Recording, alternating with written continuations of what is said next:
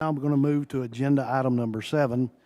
And with us today from the Office of the Attorney General, Mr. Raymond Winters. It's been a pleasure to work with you, sir, and your agenda item number 7. Good morning, Sheriff, Commissioners. It's been a pleasure for me to work with you as well, Sheriff, for the facilities issue. Better? Good morning, Sheriff and Commissioners. It's certainly been a pleasure for me as well to work with you. I echo the comments of others, and we will miss you terribly. Thank you. As you move on to other better things. On your docket today, you've got a number of default suspension orders for your consideration. These are individuals who failed to respond to notice of the Executive Director's enforcement proceedings and consequently have forfeited their right to a contested case hearing, and the Executive Director recommends entry of orders by the Commission suspending the licenses of Rance L. Burks, Cody J. Davidson, John C. De Alejandro, Christopher M. Jack, Claude H. Jackson Jr., Charles W. Jones Jr., Joseph L. Casale Jr., Ryan A. Larkey, Michael A. Magana, Nicole Y. Perez, and Ricardo Trevino. Thank you. Commissioner Hester. I move that the Commission accept and adopt the recommendations of the Executive Director to enter a default final order as authorized under the provisions of 37 Texas Administrative Code, Section 223.3, and as required under the provisions of Texas Occupations Code, Chapter 1701, Section 501, to suspend the licenses as read by Mr. Winter. Seconded. Have a motion and a second. Any discussion? All those in favor say aye. Aye. Opposed, same sign. Motion carries. Mr. Winter. Commissioners, the next items are individuals who have entered into negotiations with the Executive Director and have agreed to terms of suspension that include certain ordering provisions that are conditions precedent to having their suspensions lifted. These agreed orders are in the matter of Leonard Jimerson and Joe R. Mitchell, and the Executive Director does recommend that these agreed suspension orders be accepted and entered by the Commission. Thank you. Commissioner Hester. I move that the Commission accept and adopt the recommendations of the Executive Director to enter a final agreed suspension waiver for Leonard Jimerson and Joe Mitchell. Second. Have a motion and a second. Is there any discussion? All those in favor say aye. Aye. Opposed, same sign. Motion carries. Mr. Winter. Commissioners, the next two individuals also failed, as with our first group of respondents, failed to respond to the notice of the Executive Director's enforcement proceedings. These individuals engaged in conduct that gives rise to revocation of their licenses because they forfeited their right to a contested case hearing. They are now in default. The Executive Director does recommend entry of Commission orders revoking the licenses of John M. Montgomery and Pedro Sandoval. Thank you. Commissioner Hester. I move that the Commission accept and adopt the recommendations of the Executive Director to enter a default final order as authorized under the provisions of 37 Texas Administrative Code, Section 223.3, and as required under the provisions of Chapter 1701, Section 501, to revoke the licenses of John Montgomery and Pedro Sandoval. Second. Have a motion and a second. Any discussion? All those in favor say aye. Aye. Opposed, same sign. Motion carries. Mr. Winter. Commissioners, the next individuals on your docket are the cancellations. These are individuals who received peace officer licenses, and the Executive Director staff subsequently became aware of information demonstrating the individuals were not qualified or eligible for the licenses they received. Commissioner, the Executive Director instituted proceedings to cancel these licenses because the individuals were not qualified by law. The individuals failed to respond to the notice of cancellation proceedings and are consequently in default. And the Executive Director recommends entry of cancellation orders in the matter of Zachary T. Beckner and Romeo Monsilas, Jr. Thank you. Commissioner Hester. I move that the commission accept and adopt the recommendation of the executive director to enter a final default cancellation order to cancel the licenses of Zachary Beckner and Romeo Mancias Jr. Second. Motion and a second. Any discussion? All those in favor say aye. Aye. Opposed, same sign. Motion carries. Mr. Winter. Commissioners, the next individual, Kenneth Z. Batale, likewise received a jailer license for which he was not entitled under the law. He has agreed to the order canceling his license, and the executive director recommends that order be entered and accepted by the commission. Thank you. Commissioner Hester. I move that the commission accept and adopt the recommendations of the executive director to enter a final agreed cancellation order for Kenneth Battaglia. Second. Thank you. Motion and a second. Any discussion? All in favor say aye. Aye. Opposed, same sign. Motion carries. Mr. Winter.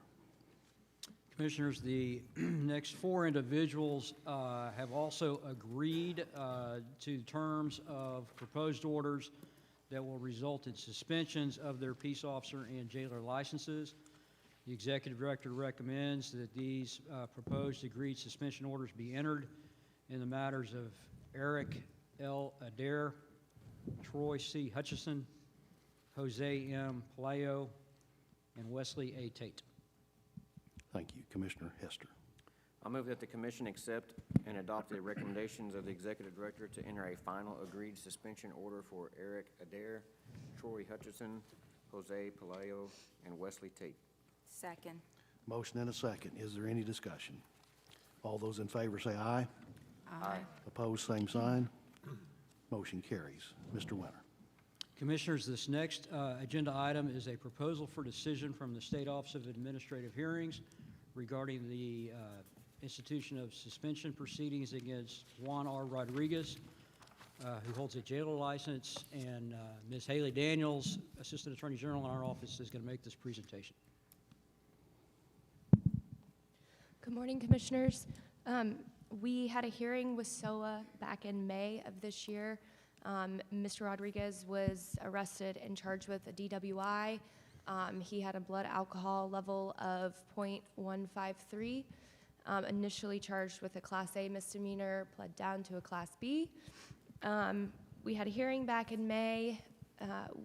The executive director asked for 4 years hard suspension, 6 years soft suspension, and the ALJ came back, issued her PFD, and recommended 2 years 2 years hard suspension with 3 years soft suspension. So we are asking that you adopt our exceptions and suspend Mr. Rodriguez's jailer license for 4 years of hard suspension, 6 years soft, to total 10 years. Thank you. Commissioner Hester. I make a motion to suspend the license of Juan R. Rodriguez for a 4-year hard suspension and a 6-year probated. Second. Have a motion and a second. Is there any discussion? Commissioners, I just want to make sure that Mr. Rodriguez or his counsel hasn't signed in or present. I know you don't have a card up here, but okay, there he is. Okay. Please approach the microphone up here. Thank you. I didn't have a card.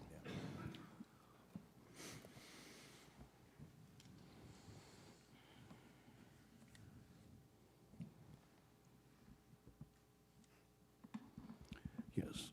Come to the mic and please introduce yourself.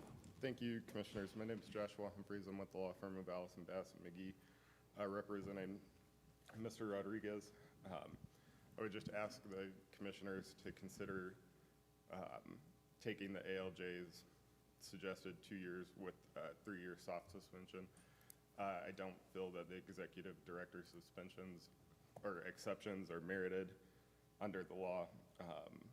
The exceptions he essentially makes are factual opinions, or I guess more opinions, not factual statements.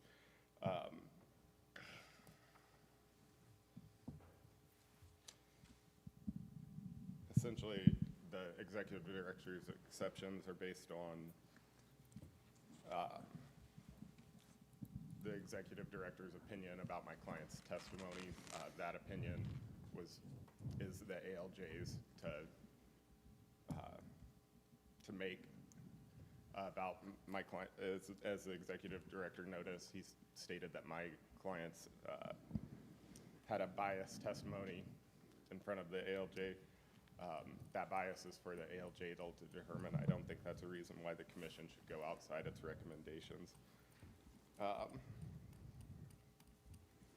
As well as the exception about a firearm being in my client's glove compartment, that was considered by the ALJ, that was brought in as testimony.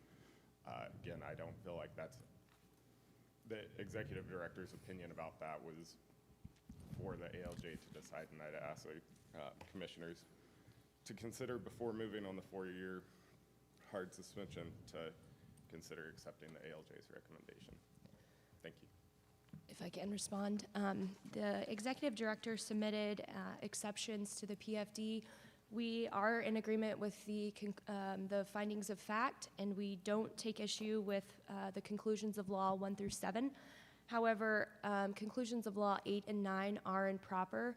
They proffer a suspension, a term of suspension that the ALJ doesn't have the authority to make, and it is in fact the commission's authority, the commissioner's authority to issue the term of suspension.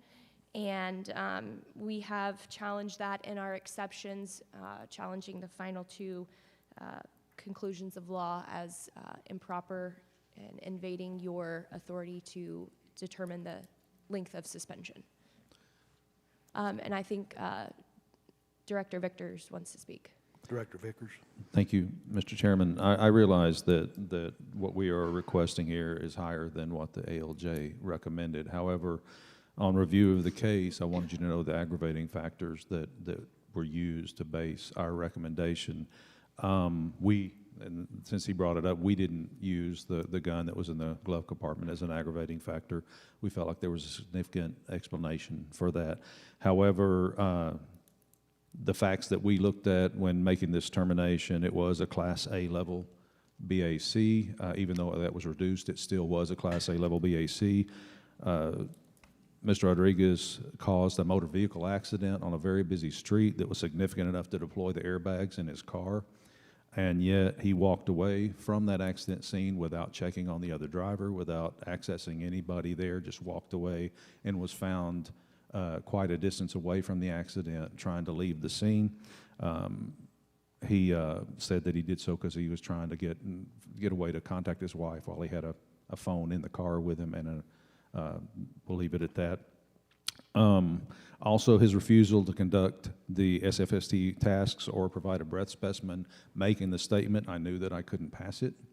And the only statement that he has made as far to us was that he just wasn't thinking. And we felt like the aggravated circumstances were significant enough to ask for a higher recommendation, and that's what it is based on.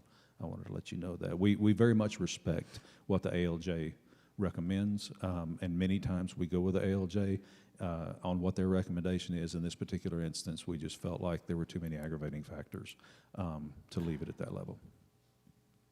Any response? I have no further response, Your Commissioners. Okay. I have a motion and a second. I got a motion. Did I get a second? I seconded. Okay, right now I have a motion and a second. And so I'll open it up for discussion. Mr. Chairman. Commissioner Hester. So in regards to the findings of fact, what specific ones, we're saying 7 and 8, is that what you said? It's actually the conclusions of law 8 and Conclusions, 9. okay. 8 and 9? And that is the length of the suspension that the ALJ recommended. Okay. Other questions? Yeah. Discussion? Just to clarify that as well, so those conclusions of law, the reason they were accepted too is we have the ultimate authority through case law to make the decision on what the suspension time would actually be. And I have all the case law if you'd like to reference it. Is that anywhere footnoted or otherwise noted in the exceptions? The exceptions that we filed just state that the ED accepts to the ALJ's PFD, and we specifically accept to the ALJ's recommendation that the commission spin the license for 2 to 3 years. So just to be clear, though, conclusions of law number 7 and 8, the executive director's position is, instead of those being actual conclusions of law, statements of the law, rather they are recommended sanctions by the administrative law judge, if I understand the position. The conclusions of law 8 and 9 8 are and 9, sorry. recommendations. The last two, I would assume, Yes. correct? The executive director does not take issue with conclusions of law 1 through 7. Correct. So that's the only ones recommending the sanction of whatever the suspension, the 2-year suspension followed by a 3-year probated suspension. Yes. Correct. I would agree with the statement, commissioners, that a recommended sanction versus a conclusion of law is something that's completely within the commissioner's discretion, according to our statutes and rules, to administer whatever sanction you feel is appropriate in a particular case. Just to answer the question as it relates to conclusion of law 8 and 9. Yeah, and I don't think there's any dispute as to those findings of fact.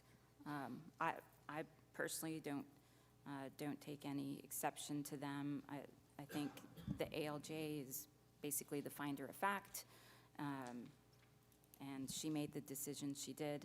I think the difference is giving weight to those factors, and in addition to that, it didn't feel like sufficient weight was given to the fact, based on what her writing includes, that it is actually a Class A misdemeanor. So it doesn't matter what someone pleads to. They could even be in a diversion program or have some type of deferred action, but it's up to us to look at the facts, look at the record, and make that decision. And clearly, it's a .15, it's a Class A.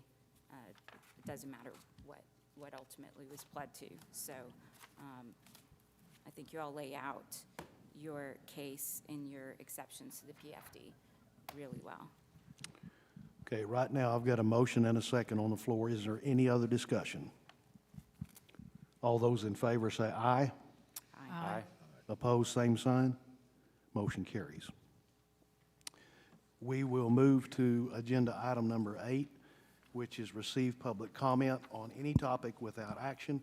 I have one person signed up to speak, and that is Robert Armbruster with the HPOU.